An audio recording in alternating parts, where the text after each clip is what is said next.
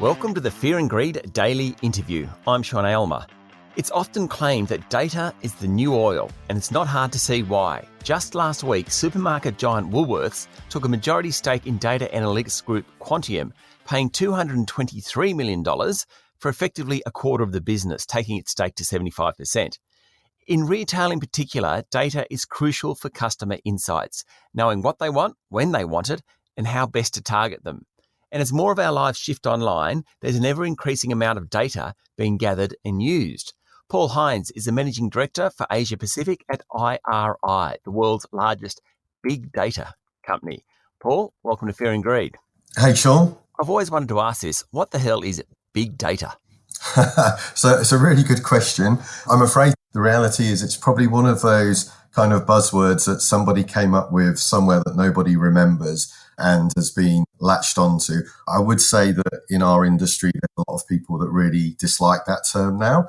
But what I think people mean, and it means different things to different people at different times, is that essentially the huge amounts of data that are generated by consumers that businesses have to analyze to understand them, their behaviors, and how do they integrate and understand all of that, because the data is growing on a daily basis, almost at an exponential rate. So that's really what it means to me. But lots of people think about it in terms of technology and just technology. Sometimes people think about it in terms of consumers, and sometimes people talk about it in terms of social media. So it's a bit of an industry buzzword, I'm afraid, that people find a little bit painful.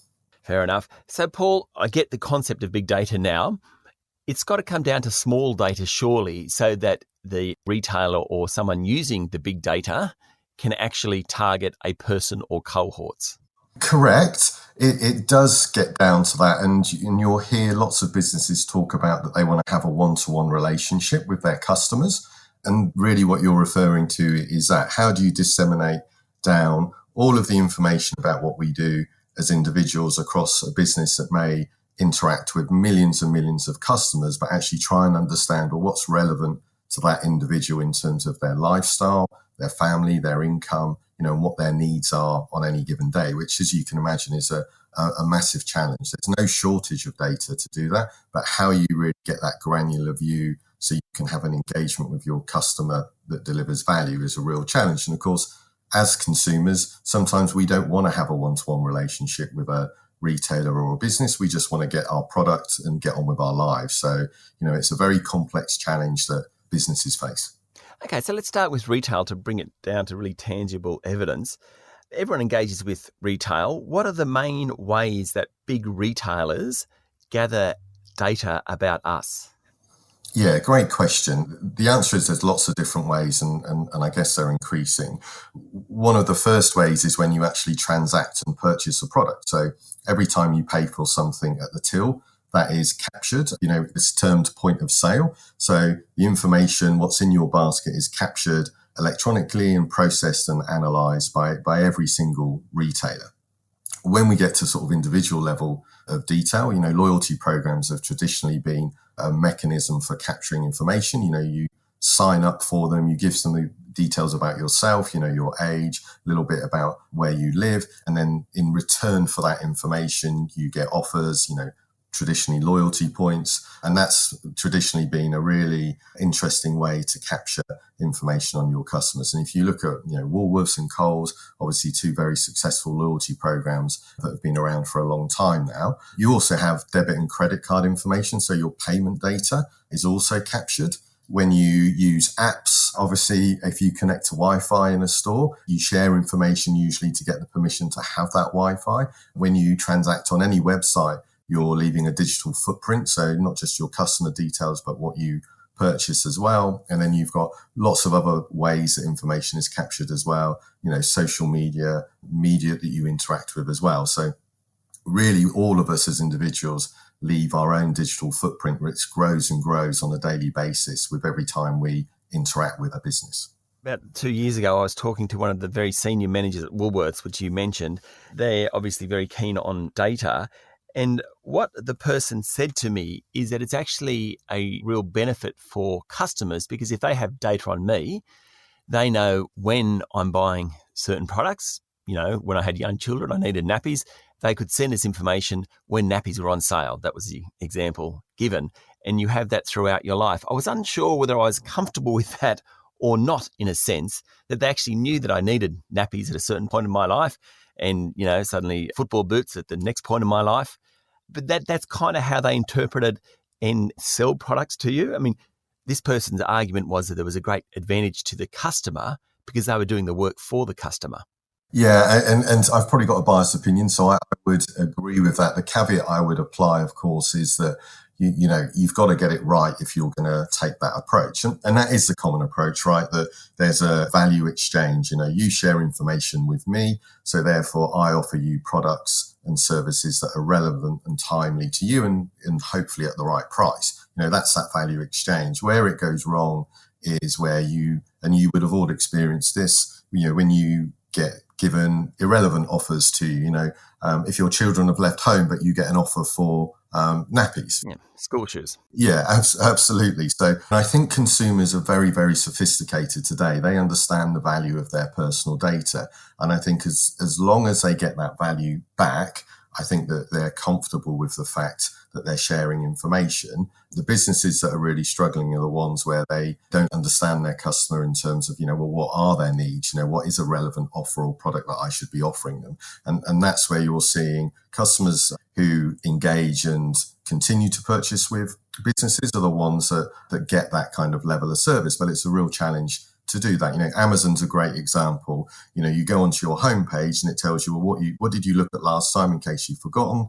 Based on your previous purchases, it will predict using, sophisticated AI and algorithms to say, well, okay, because you purchased this, we think that you would like this as well. And of course, you have a choice of whether you buy that or not. But that's the kind of engagement that consumers, I think, are expecting from the businesses that they engage with and share their information with. Stay with me, Paul. We'll be back in a minute. My guest this morning is Paul Hinds, Managing Director for Asia Pacific at data company IRI. Is there a limit? And again, a personal example, I was trying to buy shoes. I was being targeted by a shoe manufacturer, which I regularly buy. I went to the website and the shoes just weren't there in my size. Now, I'm still being targeted by that shoe manufacturer and I'm really frustrated. I'm sick of seeing ads for XYZ shoes. Yeah, so that is a challenge. They probably don't even know that they're doing that to you, unfortunately, because it will be based off of, pretty automated code, sophisticated algorithms, obviously not sophisticated enough because they're not joining up to the kind of back end of the business, which is still a common challenge, okay? Understanding your stock, predicting your stock, and if that's the right product, and, when it comes to clothing, apparel, footwear, size is obviously key and important. So that business has obviously got a little bit of a challenge in their system because their supply chain, what's in their warehouse, isn't connecting with what they're trying to sell. Okay. So, Paul, where does IRI fit into this process? So we work with the FMCG industry and have done for probably getting on for over 2 decades. And we work with retailers and manufacturers, and we help them to understand how they perform in the market. So how much do they sell? What new products should they offer to their consumers? What prices and promotions work best as well. So we're really there to help those businesses to understand how they perform within their sector and their categories. And then also how do they engage with their consumers as well. So effectively, how do they provide the right services at the right price to consumers? So the real kind of basic foundation of retail. Okay. And the bottom line for the retailer is if they get that right, they make more money? Yeah, exactly. And, retailers exist to make money and grow revenue year on year. And the way they need to do that is to stay relevant and make sure that they offer the right products in the right place at the right time. And they offer new products as well as their consumer base shifts and, trends, and we adopt new ways of living and working, and our diets change, and our population changes around us as well. So there's a constant, demand to understand, well, okay, what do my consumers want now and what do they want in the near future and the long future so that they can plan their business. But ultimately, you're right. It's kind of, again, this value exchange. The customer is happy because they've got the product that they want and need.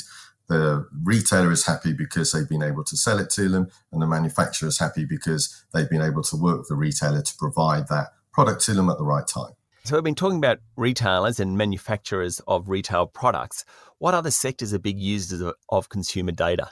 So I think it's, without being pithy, it's almost hard to work out a sector that doesn't use data anymore. Banking has traditionally a long time been high consumers and sophisticated users of data, and that goes from everything from understanding, your credit score, how much money should they lend? Are you a good bet to give a mortgage to or a credit card to? All the way through to managing your daily accounts and the security of your information and also your money as well. You look at mobile phone companies, telecoms, again, traditionally have always been high consumers of data, media, social media organizations. Essentially, any business that transacts with an individual captures probably your name and address and your contact details and your payment details to enable you to get a product or a service. So, again, every business, every individual is creating new data probably every single minute, hour of the day.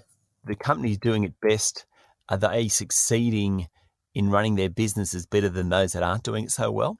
They will be. I mean, it's essential now, and you're seeing every business is not short of data. If you speak to any business, they will say, "Well, I've got huge amounts of data. I'm just not sure what to do with it," and a danger of being overwhelmed. Some of that can be caused by legacy systems where you've got lots of different pots of data in different places and you can't connect them. That's a common challenge for all businesses, I would say. The businesses that are getting it right are the ones that are taking a step back and saying, well, okay, data is essential to every single decision we make. So therefore, we've got to be able to ask the right questions of our business and ourselves in as close to real time as we can. So how do I get all of that information together into one place? And we've got lots of clients that are working on all sorts of projects related to how do they address that challenge, right now. We'll be back with more in a moment. I'm talking to Paul Hinds, Managing Director for Asia Pacific at data company IRI.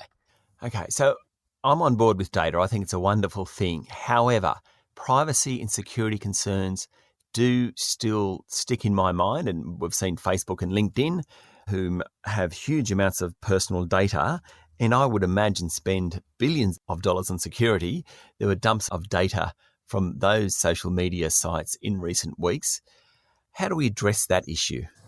Yeah, it's a great question. And I think, again, all of us worry about that because, the impact can be huge, right? All of your money, your revenue, your money, your livelihood can get impacted by that. I would say, if it's reassuring, that, as you say, it's the number one priority is protection of data for any business, again, that has a transactional relationship with consumers. So there are vast amounts of money spent on protecting data, security of systems. And unfortunately, there's probably a little bit of a ongoing, kind of Cold War going on where businesses are developing, more and more sophistication to protect their data. And then, criminal organizations essentially will be looking at ways that they can hack into those businesses to take that data. So it's a little bit like virus software. Virus software companies develop better virus software every time a new virus comes out, but then viruses are constantly coming out to hit systems. So I think the way to look at it is it's an unfortunate reality of how we live today, that data is something that is targeted for, criminal gain, whatever you want to call it. What I would say is that businesses more and more don't share any individual level data outside of their systems. So for us, all the data that we have access to is fully anonymized. We never touch any individual level data, any sensitive data.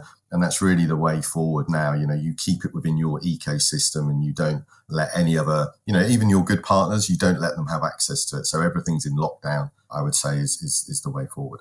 Paul, thanks for talking to Fear and Greed. Thank you very much. Thanks for your time. That was Paul Hinds, Managing Director for Asia Pacific at data company IRI, for the Fear and Greed Daily Interview. Join me every weekday morning for the full Fear and Greed podcast, the business news you need for a successful day. I'm Sean Aylmer. Enjoy your day.